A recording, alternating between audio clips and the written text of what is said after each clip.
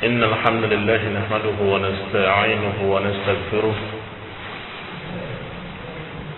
ونعوذ بالله من شرور أنفسنا ومن سيئات أعمالنا. من يهده الله فلا مضل له ومن يضلل فلا هادي له، وأشهد أن لا إله إلا الله وحده لا شريك له، وأشهد أن محمدا عبده ورسوله صلى الله عليه وعلى آله وأصحابه والتابعين وتابع التابعين ومن تبعهم بإحسان إلى يوم الدين.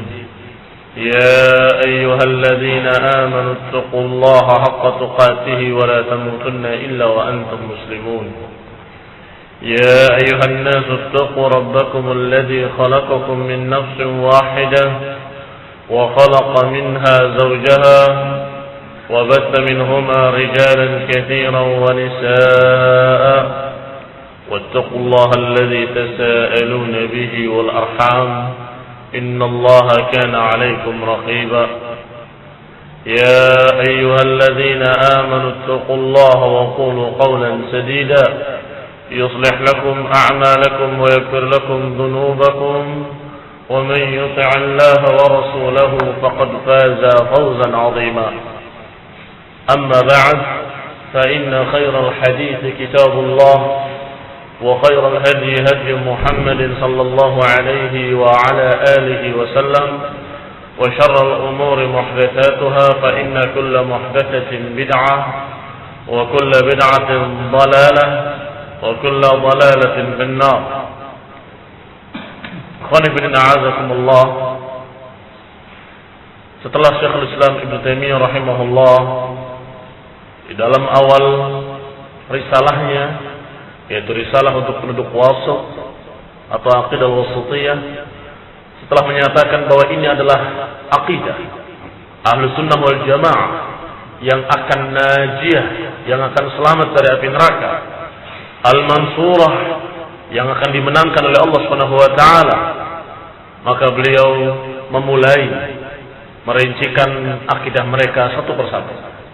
Qala rahimahullah: wa huwa al-imanu billahi wa malaikatihi wa kutubihi wa rusulihi wal ba'thi ba'da al-maut wal iman bil qadari khairi wa syarri, yaitu keimanan kepada Allah, beriman kepada malaikat-malaikatnya, kitab-kitabnya, rasul-rasulnya, dan kebangkitan setelah mati, dan keimanan kepada takdir baik dan buruknya.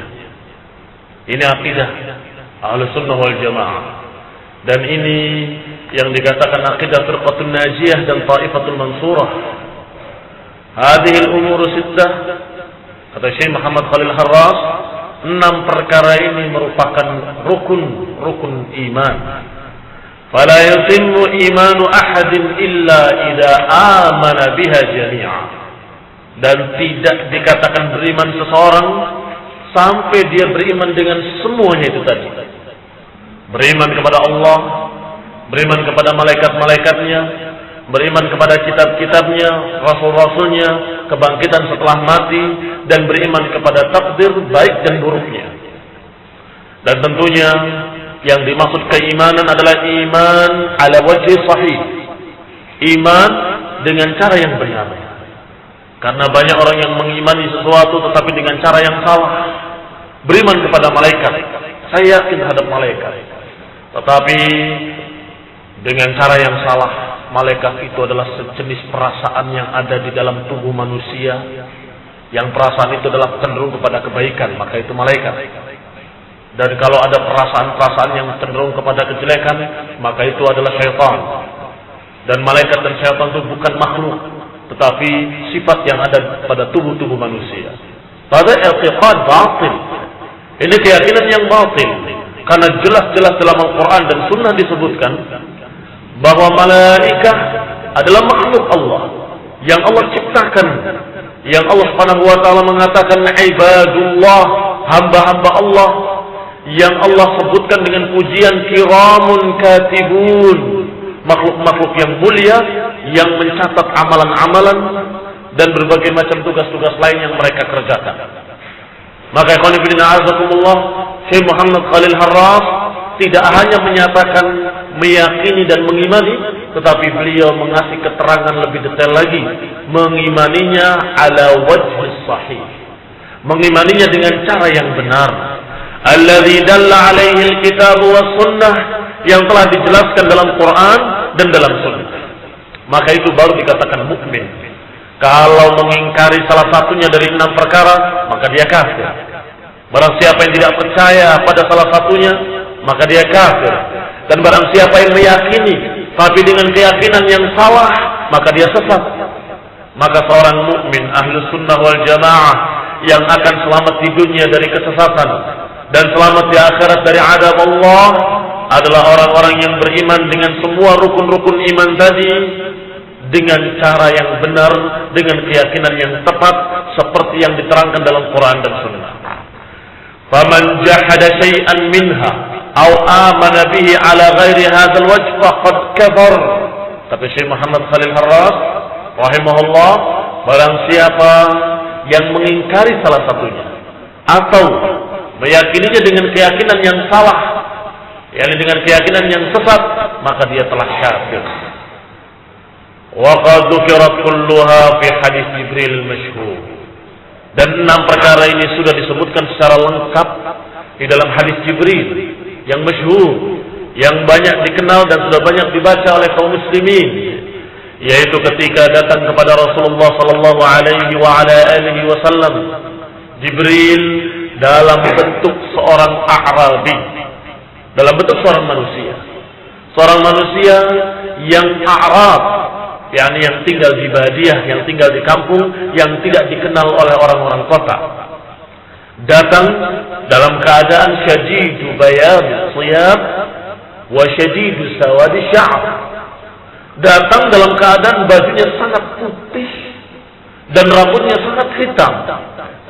Dan tentunya ini merupakan perkara yang aneh, karena yang namanya badiah atau orang-orang Badui atau orang-orang Arab, biasanya pakaian mereka lusuh dan kotor berdebu, dan biasanya rambut mereka kusut karena mereka dalam keadaan selalu safar, karena mereka nomaden dan berjalan berpindah-pindah tempat.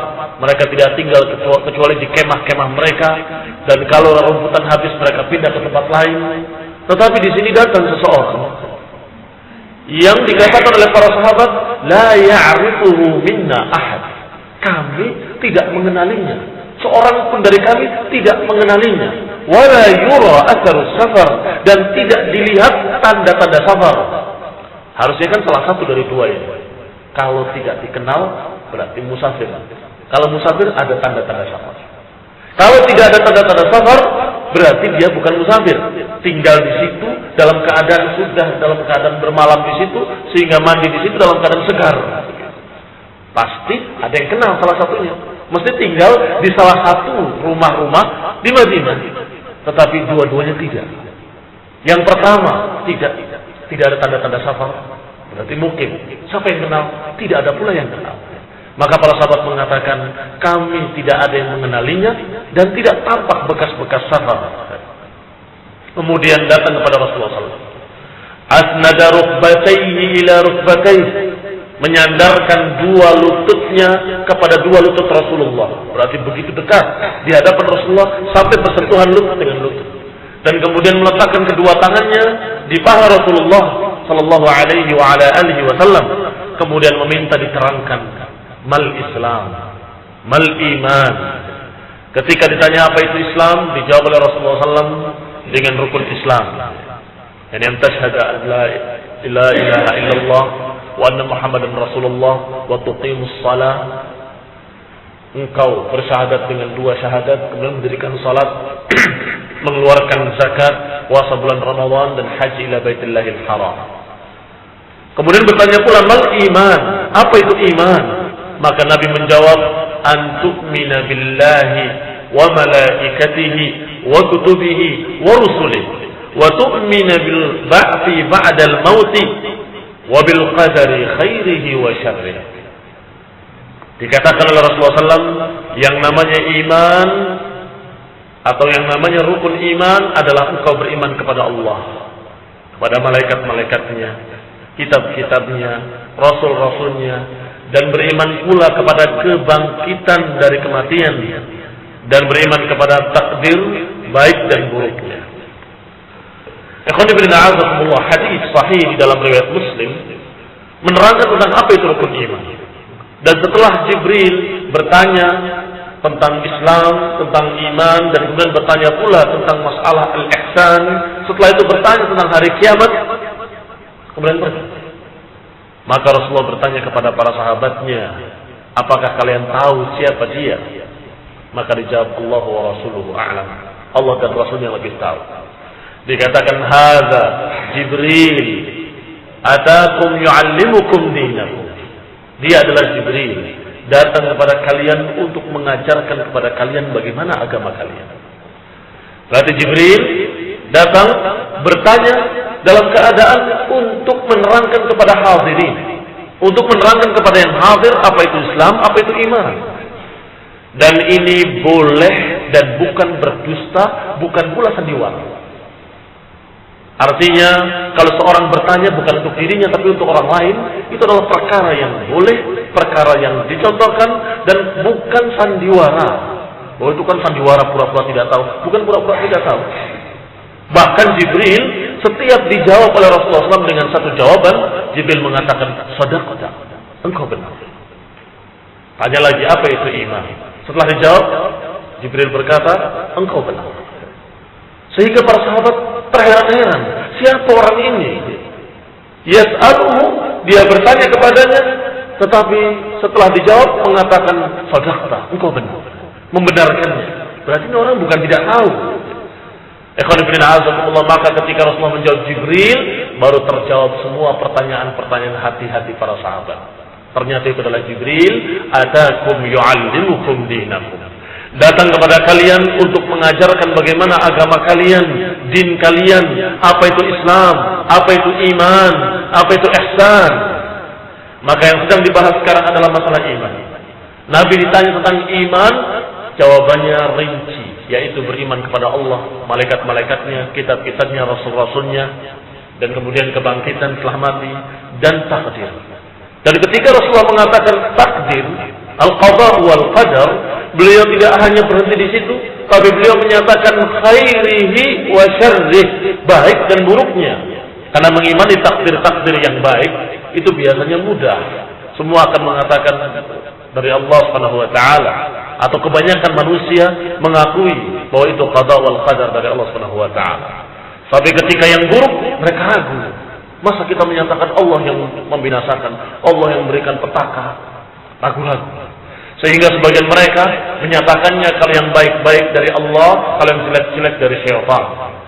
Akhirnya mereka seperti majusi, mereka seperti orang yang menyembah api. Mereka punya keyakinan bahwa Tuhan terang, yaitu nyala api, itu adalah Tuhan yang menciptakan kebaikan-kebaikan. Sedangkan kegelapan itu adalah Tuhan jelek atau Tuhan yang menciptakan kejelekan-kejelekan. Jadi mereka mengimani ada dua Tuhan, Tuhan terang dan Tuhan gelap. Hada majus, itu adalah majusi. Adapun umat Islam beriman kepada qadha wal qadar, bahwa semua yang terjadi ini ditakdirkan oleh Allah, khairihi wa syarrih, baik dan buruknya. Yang baik Allah yang menakdirkan, Allah yang menciptakan. Yang jelek pun Allah yang menakdirkan, Allah yang menciptakan. Kalau dalam rangka adab kepada Allah, boleh kita membedakan dalam bahasa bahwa ketika yang baik-baik kita sebutkan Allah sebagai fa'ilnya, tapi yang jelek-jelek kita menyebutkannya dengan penyebabnya. Allah yang menciptakan, Allah yang menakdirkan, tetapi sebabnya adalah kesalahan kita. Kenapa terjadi bencana? Karena kesalahan kalian, karena kelalaian kalian, karena kalian berbuat dosa, kesyirikan, kebid'ahan. Apakah ini tidak mengingkari takdir? Mengimani takdir bahwa itu dari Allah, tapi yang disebut adalah kesalahan kita. Kenapa Allah menakdirkan azab ini? Karena dosa-dosa kita. Itu tidak mengapa. Tetapi kalau meyakini seperti Majus disebutkan oleh para ulama, majusu hadhil ummah. Siapa mereka majusu hadhil ummah? Golongan Qadariyah, golongan yang mengingkari takdir dan menyatakan bahwa yang jelek-jelek bukan diciptakan oleh Allah Subhanahu wa taala. Maka dikatakan oleh para ulama, kalian majusi, majusinya umat ini. Ikhwani fillah azakumullah. Kita lihat satu persatu. Yang pertama disebutkan tentang al-iman billah. Dan akan dibahas secara khusus nanti. Maka kita langsung kepada yang kedua dulu. Karena permasalahan iman kepada Allah akan dibahas lebih detail tentang bagaimana rububiyah, uluhiyahnya, dan bagaimana pula tentang asma dan sifatnya. Maka yang kedua adalah iman kepada para malaikat. Wa huwal iman bimalaikatihi. Iman kepada makhluk-makhluk Allah yang disebut dengan nama malaikat. Dan malaikat sesungguhnya bentuk jamak. Mufradnya adalah malak. Malakun. Wa asluhu ma'lak. Asalnya dari ma'lak. Dari kata aluka. Aluka adalah risalah. Risalah adalah sesuatu yang dipesankan oleh Allah untuk disampaikan dan untuk diamalkan atau untuk dikerjakan. Berarti malaikah atau malak maknanya sama dengan rasul yang diutus, yang ditugasi dengan satu tugas.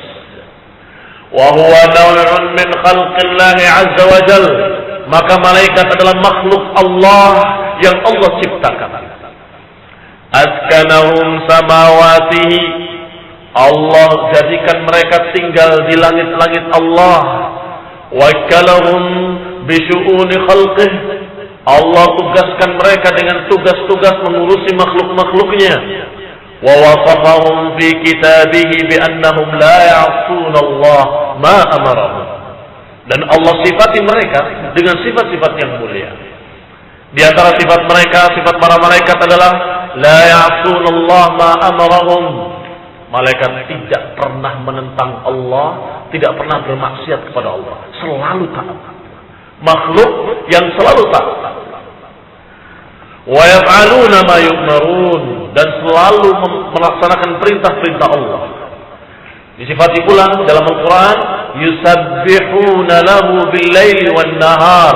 Malaikat itu selalu bertasbih, memuji Allah Subhanahu wa taala, mensucikan Allah Subhanahu wa taala, la yasurun, tidak pernah bosan. Ini malaikat-malaikat. Demikian mulia sifatnya, kiram, yang mulia, katibun, pencatat, atau dikatakan dengan la ya'sulullah ma amarahum, tidak pernah menentang perintah Allah.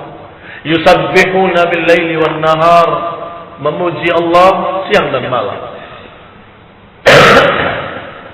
Fayajib alaina al-iman bima warada fi haqqihim.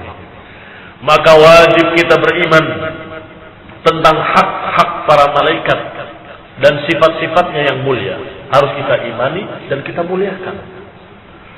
Jangan kita rendahkan dengan menyatakan bahwa malaikat itu adalah seperti sejenis bakteri atau sejenis virus yang mempengaruhi seseorang kepada kebaikan-kebaikan. Ini merendahkan. Bagaimana mungkin malaikat yang mulia, yang dikatakan ibadun mukramun, hamba-hamba Allah yang dimuliakan, yang dikatakan kiramun katibun, ternyata dikatakan sebagai virus yang la syai', yang tidak ada nilainya. Tidak ada nilainya dari sisi khalq, penciptaan, dan tidak ada nilainya pula dari sisi mereka tidak memiliki taklif. Tidak seperti manusia memiliki taklif. Itu pun dikatakan manusia tidak selalu taat, kadang bermaksiat. Sedangkan malaikat selalu dalam keadaan taat. Maka azakumullah, wajib bagi ahli sunnah wal jamaah dan seluruh kaum muslimin untuk mengimani malaikat dengan sifat-sifatnya sesuai dengan apa yang Allah sebutkan dalam Al-Quran dan apa yang disebutkan oleh Rasulullah SAW dalam hadis-hadis yang sahih. Wal imsak amma wara'a dzalik, dan kemudian diam dari apa-apa yang selain itu. Artinya tidak ikut-ikutan berbicara menjelekkan para malaikat. Fa inna hadza min syu'unil ghaib allati la ta'lam minha illa ma 'allamana Allah wa rasuluh. Karena malaikat ini termasuk makhluk yang tidak hidup di alam kita, hidup di alam lain, sehingga kita tidak melihatnya dengan mata kita, tidak mendengarnya dengan telinga kita, tidak bisa merabanya dengan panca indera kita, tidak bisa. Maka tidak ada yang bisa mengenali kayak apa malaikat kecuali berita dari Quran dan Sunnah. Kalau demikian keadaannya, berarti kita harus tunduk, patuh, dan percaya dengan apa yang diceritakan dalam Quran dan Sunnah. Jibril datang dalam keadaan berbentuk manusia, seperti ini, aman Nabi, kami beriman. Allah ceritakan tentang malaikat yang diperintahkan untuk mengajarkan zahir. Itu ala qaul, ala tafsir yang menyatakan demikian. Berarti ada malaikat yang jelek, dia mentaati perintah Allah dan mengatakan fala takfur, jangan kalian kufur.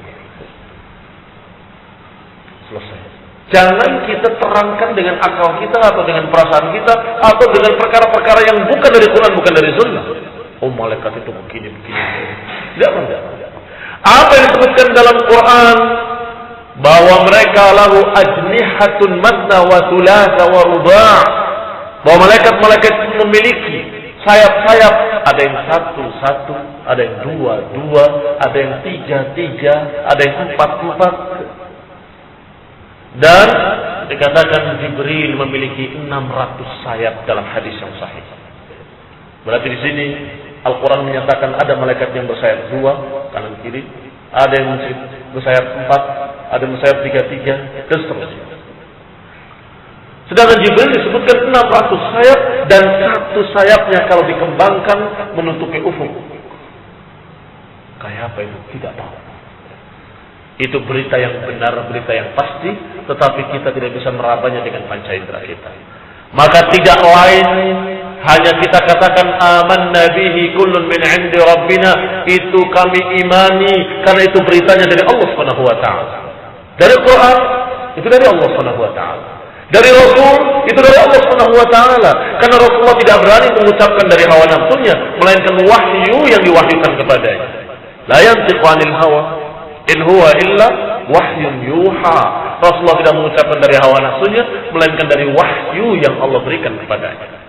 Berarti berita-berita tadi kalau dari Quran atau dari hadis yang sahih, maka kita harus katakan amanna bihi kullun min 'indi rabbina. Jangan mengatakan mustahil, tidak mungkin. Kalau satu Jibril seperti itu sayapnya, terus kalau sekian juta malaikat bagaimana tempatnya? Ikhwan fillah azakumullah. Jangan kita berpikir dengan akal kita yang bodoh, otak kita yang sangat terbatas untuk memikirkan dimensi yang sangat jauh, yang bukan kapasitas kita untuk memikirkannya. Ikhwan fillah azakumullah. Ini secara ringkasnya. Dan nanti ketika kita akan pelajari Al-Quran dan Sunnah, kita akan melewati satu persatu berita-berita tentang malaikat, berita-berita tentang sifatnya dan tugas-tugasnya. Maka sekarang dasarnya saja harus kita imani semua yang dikatakan dalam Quran dan Sunnah tentang malaikat. Yang kedua, Al-Kutub, kitab-kitab.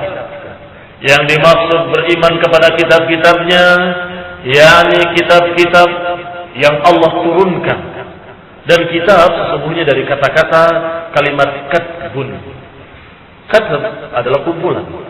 Sehingga pasukan perang itu disebut dengan katibah. Ini pasukan tempur. Berarti apa maknanya kitab? Kalau dikatakan dari kalimat kumpulan, yakni kumpulan sesuatu. Makanya ketika kita menyebutkan kitab dengan kalimat kitab, karena dalamnya adalah kumpulan sesuatu pembahasan tentang itu yang dikasih judul Kitabus Siyam, kumpulan pembahasan tentang puasa.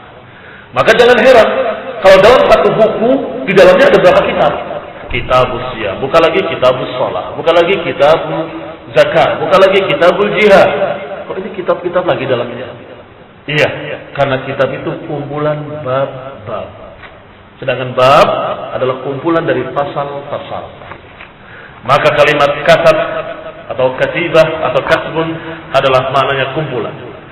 Berarti apa yang dimaksud dengan kitab yang harus kita imani, yakni beriman kepada kitab yang diturunkan oleh Allah Subhanahu wa taala kepada para rasul-rasulnya alaihi wassalatu wassalam, yaitu Al-Quran, diantaranya Suhuf Ibrahim, sahifah-sahifah, lembaran-lembaran yang diturunkan kepada Ibrahim alaihi salam, wa Taurah, Taurat yang diturunkan kepada Musa alaihi salam dalam bentuk alwah, catatan-catatan di papan-papan, wal Injil alladzi unzila ala Isa, dan Injil yang diturunkan kepada Isa alaihi salam, dan Zabur yang diturunkan kepada Daud, dan tentunya yang diperintahkan kepada kita untuk mengikutinya karena itu adalah Quran atau itu adalah kitab yang diturunkan kepada umat terakhir, yaitu Al-Quran.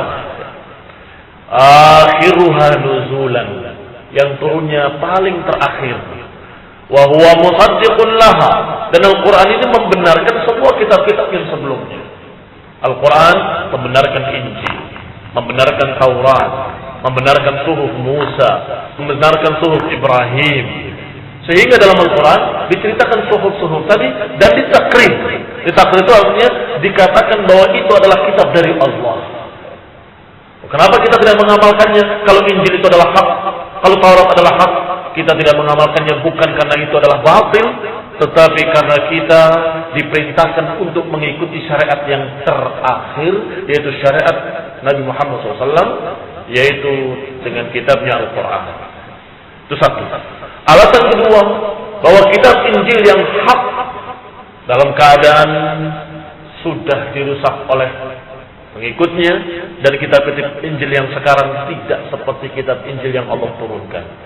Demikian pula Taurat, demikian pula yang lain-lainnya. Tidak ada yang dijaga karena memang Allah Subhanahu wa taala menghendaki umat terakhir ini mengikuti kitab yang Allah turunkan terakhir, yaitu Al-Quran. Bukan Allah tidak bisa menjaganya, tetapi Allah Maha tahu bahwa Al-Quran memang memansuhkan, membatalkan hukum-hukum yang sebelumnya dari kitab-kitab sebelumnya. Sedangkan Al-Quran karena diperintahkan untuk diikuti, diamalkan sampai akhir zaman, maka Allah mengatakan inna nahnu nazzalna dzikra wa inna lahu lahafizun. Sesungguhnya kamilah yang menurunkan dzikra ini, Al-Quran ini, dan kamilah yang akan menjaganya. Maka ikhwan fillah azakumullah, berarti apa maknanya beriman kepada kitab-kitab tadi? Kalau pada kitab-kitab Taurat dan Injil dan suhuf Musa, suhuf Ibrahim, maka berimannya adalah mempercayai bahwa kitab-kitab itu pernah diturunkan kepada nabi-nabi tersebut, dan yakin bahwa kitab itu adalah hak, Allah turunkan kepada mereka. Itu saja. Tetapi iman kepada Quran adalah iman kepada Al-Quran, bahwa itu kitab dari Allah kepada Rasul terakhir Nabi Muhammad SAW. Dan juga konsekuensinya karena itu diturunkan kepada kita, kita mengamalkan apa yang ada di dalamnya. Itu makna iman. Sehingga apa maknanya la nufarriqu baina ahadin min rusulih? Apa maknanya kita tidak membeda-bedakan di antara para rasul? Artinya kita meyakini bahwa seluruh para rasul adalah mulia dan seluruh para rasul adalah utusan Allah Subhanahu wa taala. Tetapi ketika amal, tentunya kita diperintahkan untuk mengamalkan apa yang diutus kepada kita atau siapa yang diutus kepada kita, yaitu Nabi Muhammad sallallahu alaihi wa ala alihi wasallam. Maka yang keempat adalah beriman kepada para rasul, yaitu kalimat yang bermakna seseorang yang diberikan tugas utusan untuk membawa sesuatu risalah, disebut rasul, yang diberi wahyu oleh Allah Subhanahu wa taala dengan satu syariat dan diperintahkan untuk menyampaikannya. Maka kita harus beriman kepadanya secara rinci. Bima sammallahu fi kitabihi minhum wa hum 25 dzakarahum asy-sya'ir. Kita beriman kepada para anbiya, ada yang secara rinci, ada yang secara global. Bagaimana beriman secara rinci? Beriman secara rinci artinya beriman kepada para anbiya yang disebutkan oleh Allah dalam Al-Quran, disebutkan oleh Rasulullah SAW dalam hadis-hadis yang sahih, dengan secara rinci. seperti Nabi Musa alaihissalam, termasuk Rasul yang paling banyak disebut dalam Quran. Maka kita harus beriman kepada Nabi Musa bahwa Nabi Musa adalah utusan Allah Subhanahu wa taala. Beriman pula pada Nabi Musa bahwa Nabi Musa diutus kepada Bani Israel. Beriman pula kepada Nabi Musa bahwa Nabi Musa pernah mendatangi Firaun, namanya secara detail. Beriman pula bahwa Nabi Musa alaihissalam pernah demikian. Beriman pula bahwa Nabi Musa pernah diberi oleh Allah keistimewaan, mukjizat yang tongkatnya menjadi ular. Beriman kepada Allah bahwasanya Nabi Musa seluruh apa yang diceritakan dalam Al-Quran tentang Nabi Musa, kita katakan kami beriman dengannya. Ini namanya iman secara rinci. Sedangkan iman secara global kepada yang tidak disebut. Karena ada para rasul yang tidak disebut dalam Al-Quran. Berarti rasul tidak hanya 25. Iya, tidak hanya 25. Karena Allah sebutkan dalam Al-Quran, minhum man qasasna alaik wa minhum lam naqsushum alaik. Di antara mereka ada yang sudah kami kisahkan kepada engkau wahai Muhammad SAW. Wa minhum lam naqsushum alaik. Dan di antara mereka ada yang kami tidak ceritakan kepada kalian. Berarti ada apa tidak ada? Ada. Yang tidak diceritakan dalam Al-Quran, seperti Nabi Daniel. Ini karena riwayatnya sahih bahwasanya para sahabat ketika membuka Romawi, kemudian memasuki negeri tersebut, dikuasai, maka di gereja ketika dimasuki oleh kaum muslimin itu ada sebuah jenazah, seorang jenazah. Dalam keadaan masih utuh jasadnya, hanya rambutnya saja yang di qafahu, yang di tengkuknya rontok karena tidur terus. Sedangkan rambutnya di atasnya ada, rambutnya di sini rontok.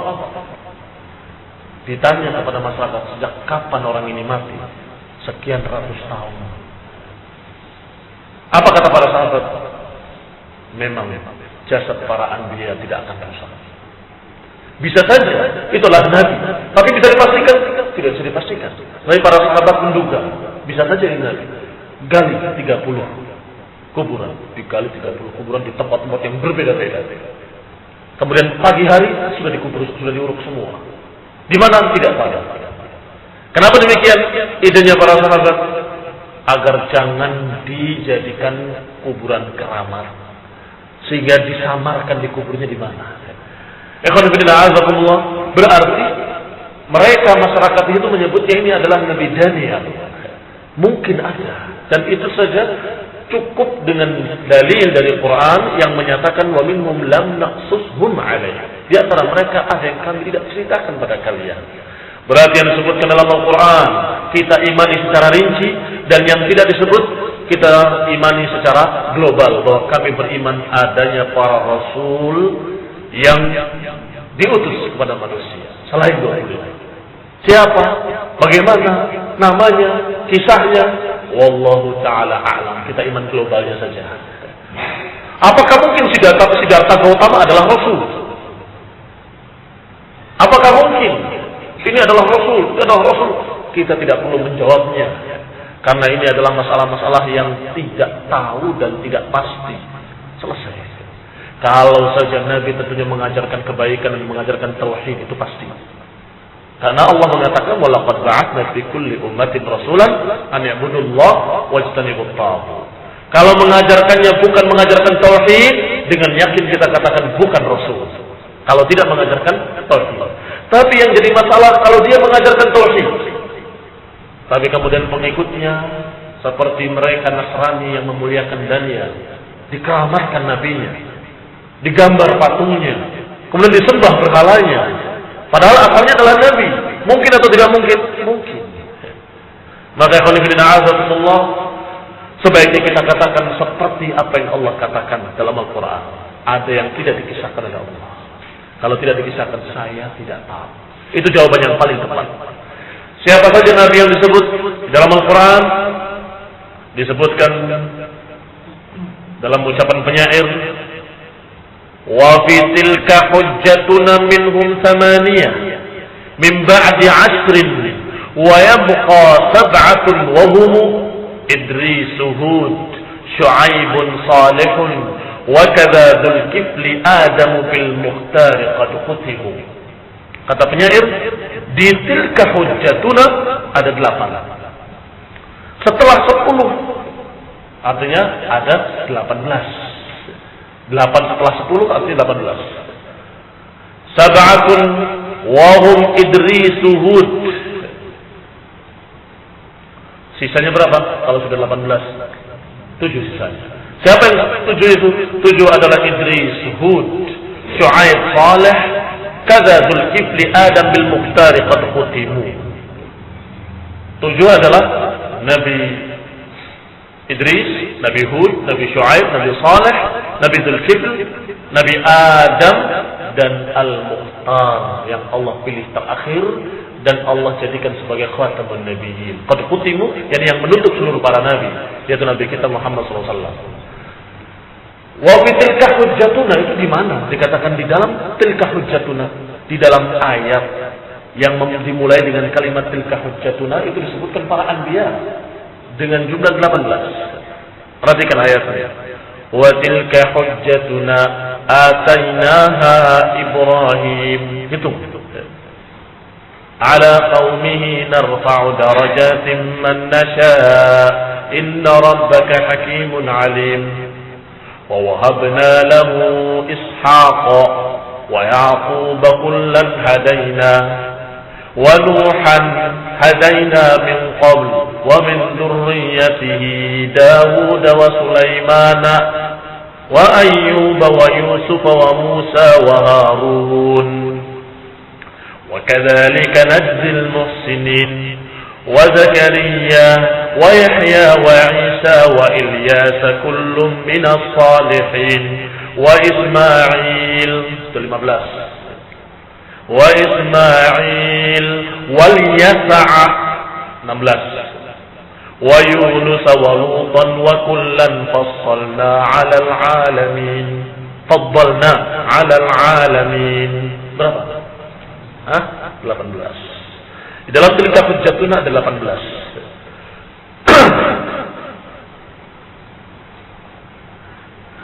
Berarti kata penyair tadi 18 di dalam ayat tilka hujjatuna, dan kemudian 7-nya adalah Idris, Hud, Syu'aib, Saleh, Dzulkifli, Adam, dan kemudian Nabi kita Muhammad sallallahu alaihi wa ala alihi wasallam. Wa amma man 'ada haula'i minar rusuli wal anbiya'i fanu'min bihim ijmalan. Adapun selain mereka yang disebut dalam Quran, berarti selain mereka yang tidak disebut, maka kita imani secara global, kita yakini kenabian mereka, risalah mereka, tanpa kita memaksa-maksakan diri untuk menyebutkan siapa, bagaimana ceritanya, tidak perlu memaksa-maksakan diri. Allah Subhanahu wa taala menyatakan wa rusulan qad qasasnahum 'alaik, dan rasul-rasul yang telah kami kisahkan kepada kalian dalam surat An-Nisa ayat 164.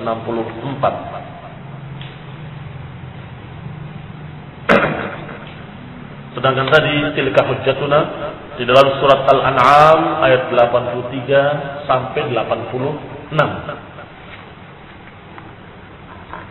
Sedangkan dalam surat An-Nisa Allah katakan rusulan qad qasasnahum 'alaik min qabl wa rusulan lam naqsushum 'alaik. Rusulan, para rasul kami telah ceritakan kepada engkau min qabl, sebelumnya, wa rusulan lam naqsushum 'alaik, dan rasul-rasul yang belum aku ceritakan kepada. Wa yajibul imani bi annahum ballaghu jami'a ma ursilu 'ala ma amarahum, maka wajib mengimani bahwa mereka telah menyampaikan amanah. Mereka para rasul yang diutus oleh Allah dan telah melaksanakan perintah-perintahnya. Kita mengimani kenabian mereka, bayanan la yafa' ahad mimman ursilu ilaihi jahluh wa annahum ma'sumuna minal kadhibi wal khiyanah. Kita yakini bahwa para rasul telah menerangkan dengan keterangan yang sangat jelas, yang tidak ada alasan orang-orang untuk tidak paham atau tidak tahu. Kalau Nabi mengatakan kalimat-kalimat terus pergi, orang-orang ini dalam keadaan tidak paham. Bagaimana? Addal amanah aw lam yu'addil amanah? belum menunaikan amanah kan begitu. Dan itu tidak mungkin. Berarti yang kita imani adalah betul-betul Rasul, betul-betul menyampaikan, dan penyampaiannya bayanan la yasa ahadun jahlun. Keterangan yang jelas yang menyebabkan orang-orang semuanya paham dan tidak ada alasan untuk tidak paham. Artinya kalau ada yang tidak paham, dia tidak punya alasan untuk menuduh yang menyampaikan, tapi menuduh dirinya sendiri karena dia menutup telinganya misalnya. Salah siapa? Menutup telinganya, menutup matanya, tidak mau melihat, tidak mau mendengar. Summun bukmun umyun fahum la yarji'un. Maka orang itu seperti orang yang buta tuli bisu, yang tidak akan kembali kepada kebenaran. Dan itu tidak disalahkan nabinya, tetapi Rasulullah SAW dan seluruh para rasul menyampaikan dengan penyampaian yang gamblang dan jelas.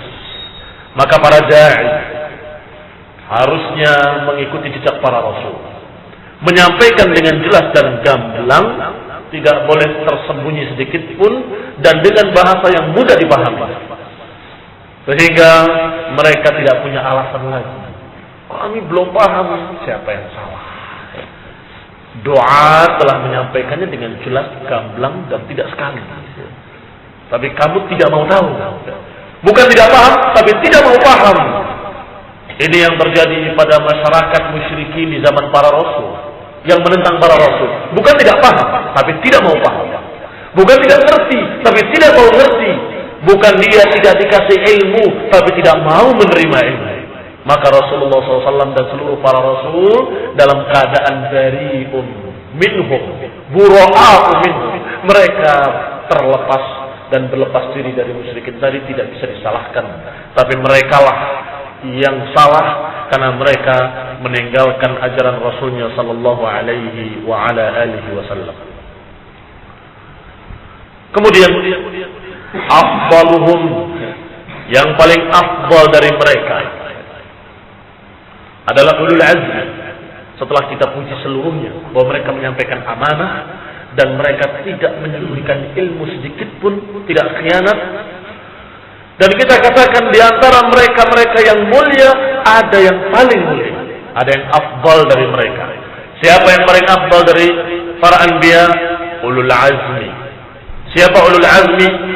Para anbiya yang memiliki keistimewaan, yang azamnya lebih tinggi dari yang lainnya, yaitu Nabi Muhammad SAW, Nabi Ibrahim alaihissalam, Nabi Musa, Nabi Isa, dan Nuh alaihi wassalatu wassalam. Liannahum dzakaru ma'an fi qawlihi ta'ala, karena nabi-nabi tersebut disebut oleh Allah di dalam satu ayatnya.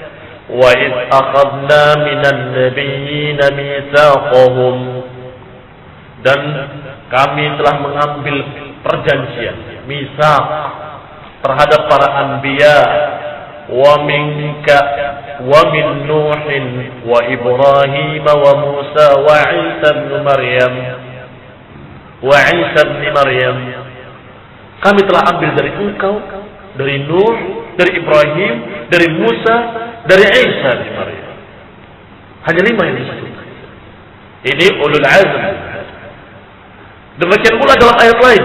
Kalau tadi dalam surat Al-Ahzab ayat 7, di dalam surat Asy-Syura ayat 13 Allah katakan, "Syara'a lakum minad-din ma wassa bihi Nuha walladzina awhayna ilaika wa ma wassayna bihi Ibrahim wa Musa wa Isa an aqimud-din wa la tatafarraqu fihi." Disebutkan di sini oleh Allah Subhanahu wa taala, syara'a lakum minad-din. Allah telah menggariskan syariat agama ini untuk kalian. Apa yang telah diwasiatkan kepada Nuh, wallazi auhayna ilaik, dan apa yang kami wahyukan kepadamu. Siapa yang kedua? Nabi Muhammad SAW. Yang pertama Nuh, kemudian wallazi auhayna ilaik, dan apa yang diwahyukan kepadamu, ini kepada Rasulullah SAW. Wa wasaina bihi Ibrahim, dan yang sudah kami wasiatkan kepada Ibrahim, wa Musa, wa Isa.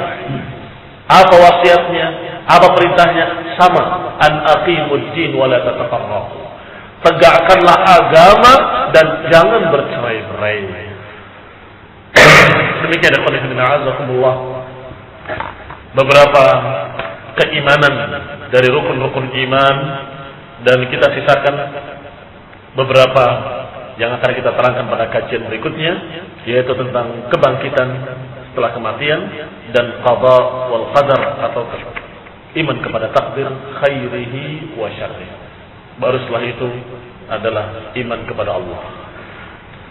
Demikian apa yang bisa kita sampaikan pada pagi hari ini. Subhanakallahumma bihamdik, asyhadu an la ilaha illa anta, astaghfiruka wa atubu ilaik.